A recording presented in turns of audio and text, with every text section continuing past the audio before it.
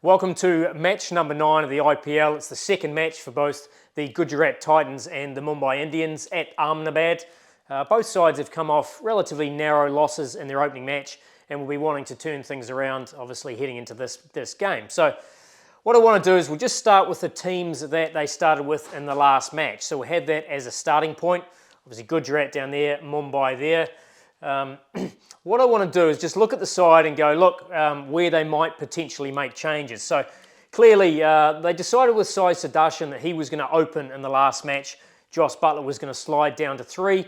That worked pretty nicely in terms of Shubman Gill was very aggressive in the power play, obviously chasing a high score against Punjab. Sai Sudarshan just carried on his run scoring. He's a run scoring machine basically in the IPL.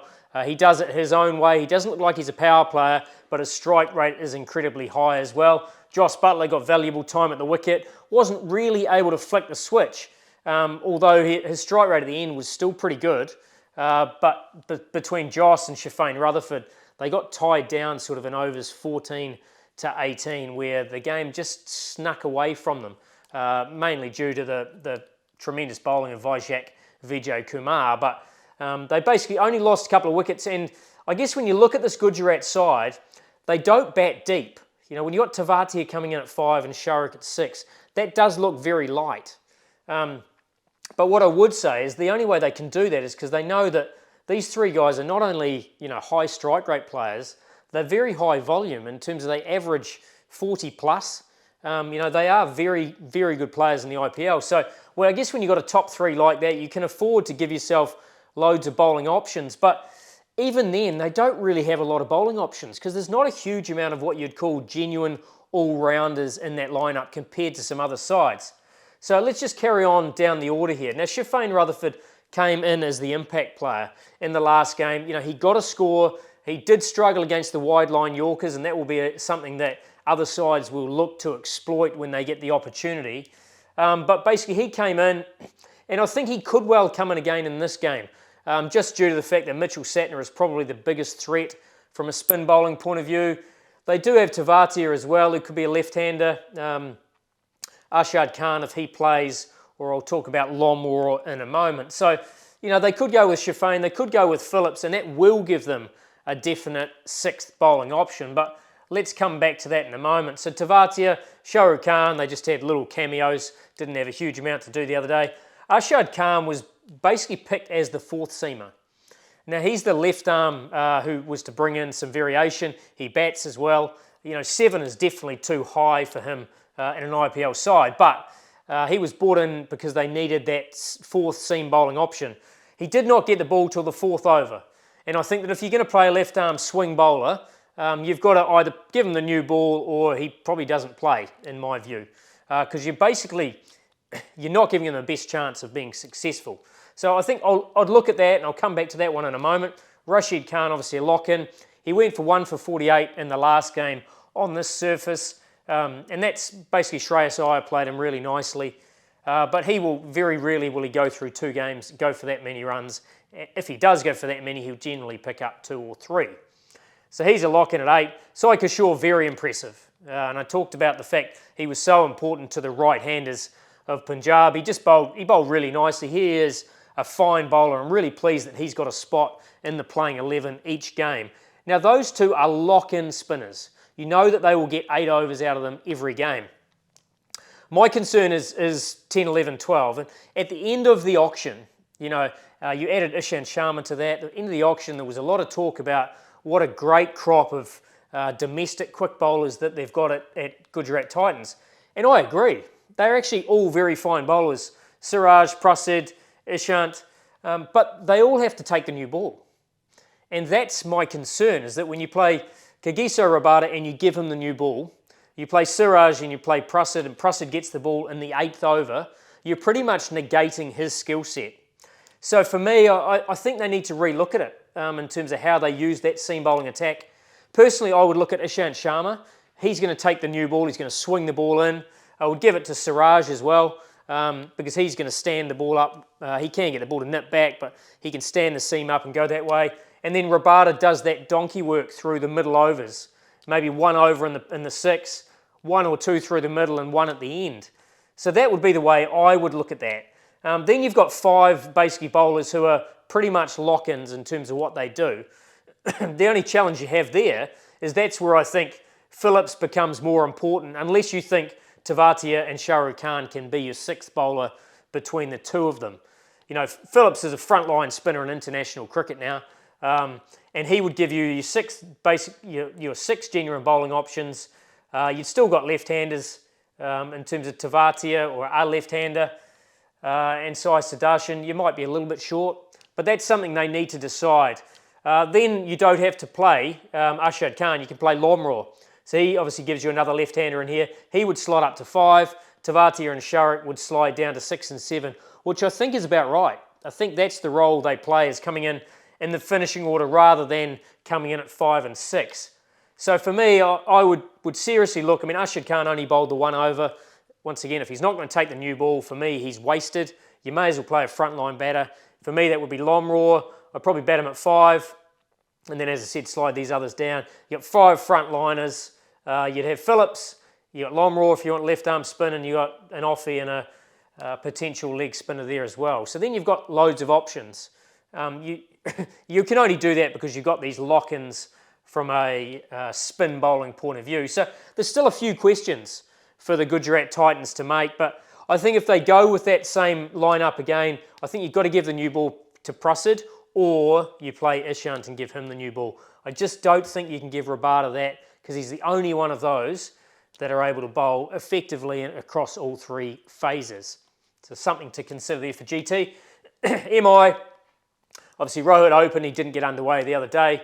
Ryan Rickelton looked in super touch and then chopped one on off Khalil Ahmed. Fine keeper. Jax came in at 3. So Jax was basically there, obviously, to cover the loss of Hardik Pandya. So it'll be really interesting whether they revert to Hardik Pandya coming back in here at, let's say, 5 or 6. He's obviously going to slot back in. He's going to be your 3rd seamer. You know, whether they stick with Jax, and they could well do that, and then they bat really deep. And in that instance, Robin Mintz probably drops out. And then they still keep Dur, Satner, Chahal, Bolt. And I think, Raju came in and bowled before they had Hardik Pandya, another right-arm seamer. I think they could look at someone like Ashwani Kumar as a left-arm quick and bats a bit left-handed. If you've got 3 lock-in seamers in Deepak Chahar, Trent Bolt and Hardik Pandya, just having someone, a bit of variation here, and Ashwani can contribute with both bat and ball. So it'll be interesting to see whether he comes into consideration. The other thing, obviously, Vignesh got 3 wickets against Chennai. He bowls quite slowly, and he benefited from the fact there was a bit of hold in that surface in Chennai. I think they will look in terms of the ball slid on at Ahmedabad. We saw that, as I said, Rashid Khan went for 48. If you bowl slow there and it slides on, you can get hit down to the ground, very short, straight down the ground. So I'm not sure whether they'll look at Vignesh again at this fixture. If they don't, then, like I said, they could hang on to Robin Mintz and bat deep. Or, as I said, they could go, well, look, Jax, we don't actually need you. Or Tilak and Sky. Mintz can slide up. Hardik will slide in at 6. Naman Dur. And then they can bring in Mujib in here as your impact player. And he gives you, obviously, bowls much quicker, has that variation, can bowl at all 3 phases of the game. And therefore you have, 6 genuine bowlers who could be 4 over bowlers. So that'll be the decision they need to make. It'll be Jax or Mujib for me. I said Hardik will come in, and then it'll be between Mintz or Vignesh Patur. So if they go with Mujib, then I think Robin Mintz will play. If they go with Jax, then I think Vignesh will come in as the impact player. So a few decisions to be made heading into this match. They haven't quite settled on a side. Obviously, MI is still missing the services of Jasprit Bumrah, which is a huge gap to fill. No side in the world can fill that, but they still have a lot of bowling resource there. And let's look at some key matchups in this game to watch out for. Now, I think that if Ishant was to play, I think that's a nice matchup against both Rohit and Ryan Rickelton. Rohit, because he can get beaten on the inside, can get that LB early on for that ball that just nips back. So for me, Ishant's a good one. Siraj, if he does play, and that'll be interesting with Siraj and Rohit, obviously around selection for the Champions Trophy. A lot of chatter, whether it's factual or not, I don't know. But Siraj is that guy that he's a little bit like Southey in terms of he can get the ball to just shape away, but it's probably more the one that nips back and hits Rohit on the front pad that can cause him the most trouble. So I think if Ishant and Siraj played, I think that's quite a nice matchup against Rohit. Rickleton looked in fantastic touch the other day, and I think it's that around the wicket, someone like Ishant, even around the wicket, angling it in and taking it away, could expose the outside edge of Rickleton. So that's something to keep an eye on. What I would say is if Sky plays, he looked like he was starting to get himself in good touch the other day, and I think that matchup between Rashid Khan and Sky will be a real interesting one to watch. Sky will not back down. He will do the similar. He will slog sweep Rashid, and those that are successful against Rashid Khan are those that are happy to slog sweep him. Not your traditional sweep because he skids through and smashes into the front pad. It's those that slightly clear the front leg and the slog sweep over wide long on. And Sky is one of the best in the business at that. So that will be really interesting for me. Sai Kishore is the other one because he's not afraid of slowing it up and then quickening. His change of pace is very similar to Mitch Satner. I'm actually looking forward to seeing how they both operate against good batting lineups on the same surface, because I think Sai Kishore is a really promising left-arm spinner, and after the two that you have in Akshar and Jadeja, I think he sits nicely behind those two as a very, very good spinner and one to keep an eye on for. So that's interesting for me. The other ones are the finishers of GT. If Gujarat can set it up, and that's the thing, is if Trent Boult doesn't make early inroads, and we know that he's so good at getting wicket in the first over, Shubman Gill has got really nice balance, so I don't see him being able to hit the front pad of Shubman Gill. Sai Sudarshan, however, can play with his hands early on to Boult, so the caught behind or in the slips could well be an option for Sudarshan against Boult. After that, as I said, the finishers, Tavatia and Sharuk, will be interesting in terms of if they get themselves set. MI probably don't have the depth at the death that they would have if they had Bumrah. Boult is effective. Hardik is even used for India at the death in terms of that.